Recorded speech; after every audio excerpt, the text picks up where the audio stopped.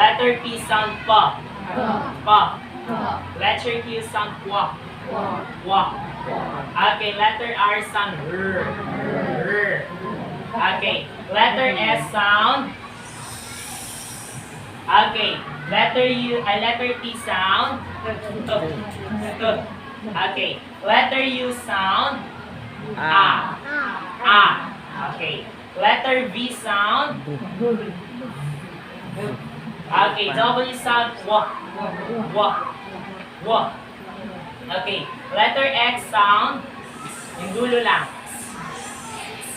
Okay, letter Y sound. Say yo. Yo. Okay, letter Z sound. Okay, now, pag alam na nila yung sound ng letters, di ba, alam na nila, hindi man automatic, di ba, malaman nila yung sound ng letters? Okay. As long as alam na nila yung mga sound ng letter A. Ngayon, kasi alam na nila si letter A, kahit ulit-ulitin mo yan siya, alam niya na yan na that is a letter A. Ang problema kasi, hindi nila, minsan kasi may bata talaga na kahit letter A, hindi nila alam. Hanggang ngayon, totoo talaga yan. So, letter A, ito, samahan mo yan siya ng picture. Okay? Apple. Pwede mo yan siya ipakita sa kanila. Okay? Sa mga nahihirapan pa, gumamit tayo ng objects. Okay? Pero I hope, alam naman nila yung kuan. Ito. So far, alam naman nila kung ano yung letter A. Okay?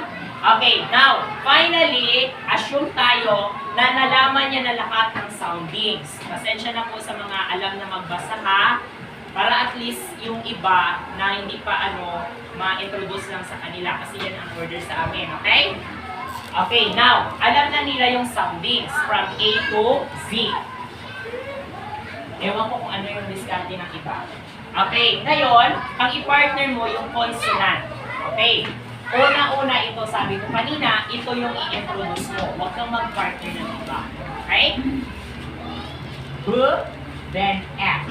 B, F, B, F, B. Nakuha? Madali lang. Okay, now, i-partner mo another consonant. Letter C and letter A. Huwag ka mag-diretso sa E. Okay? K, F, K, F, F. Kunin mo lahat ng consonant. Maliban ito sa kay vowel na ito. Yung apat. Nakuha? Okay, another consonant. Okay. D, F, D, F, D. Nakuha? Ngayon, assume natin natapos na hanggang sa letter Z. Diba? Z, F, F, Z. Nakuha? Ipakita ninyo kasi magdugtong man yan. Z, F, F, Z. Ganon. Now, kasi alam na nila yung two blending letters. Ito na yung two blending letters na tinatawag natin. Ngayon, after ng two blending letters, pwede na tayo mag-CBC. Okay? After ng CBC, tapos na yung two blending. Proceed tayo sa three blending letters. Okay, halimbawa, ito. Na-ban niya na yan ha, tapos na. Huwag na kayong mag-sound. Pero pag hindi niya pa alam, i-sound mo pa rin. B, F, B, F, B. Ngayon, ipadiretso mo na. B, K, B, Z. Ngayon, i-partner mo siya sa isang letter. Dagdagan mo. B-S, B-S. Narinig mo yung letter hindi sa dulo? Yun na yun ang ibasa niya. Okay? B-S, B-S, B-S. Kasi narinig na sa dulo. Alam niya na yung magbasa. Okay? Another one. Can. Narinig din niyo, ma'am? Can. Can. Can. Madali na lang yan. To tell you, alam nyo lang ang soundings kung marunong talaga magbasa. Please help me. Okay, next is, hindi ka mag-proceed ha. After nyan, na-CBC mo na siya, mayroon dito. Okay? Then after that, pwede na tayo mag-sight words.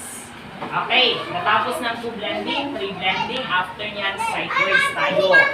Huwag ka mag-diretso sa dito ha. Ito, i-pure muna natin. I will give you a materials, okay? At least, makakuha lang natin siya. Okay, after nyan, Dalawang sight words kasi grade 2 na. Kung pwede, tatlo yan. Okay, ito kasi ngunit na na-sound. Kailangan diretso na ang basa. Is, on. Da. Pag makita niya na yan, alam niya na yan basahin. Diretso na. Hindi niya na na-sound. Is, on, da. Iulit-ulitin mo siya 3 times. Basahin niya ng 3 times. Is, on. Da. Okay, ngayon, tapos na yung CBC, auto-blending, CBC, and then sight words. Pwede na tayo mag-phrases kasi natapos yan na ito. Pwede na siya. Halimbawa, ito hindi niya na-sound ha.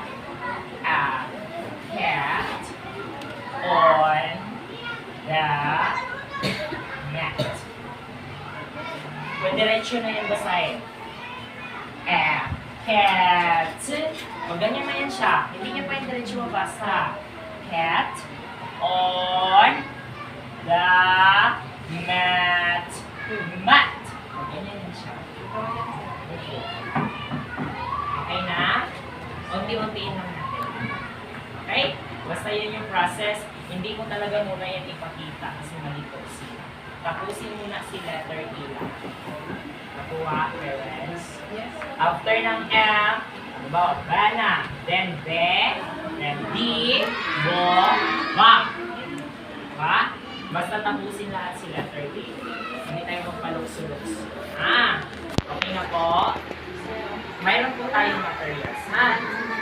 Pero tanungin ko muna kung kung i-charge siya yung actually, yung pang-photocopy, opo. At least makipag-communicate ka sa inyo, ha? Kaya wala ka pa na talaga, para at least ako, ito na yung gusto ko na.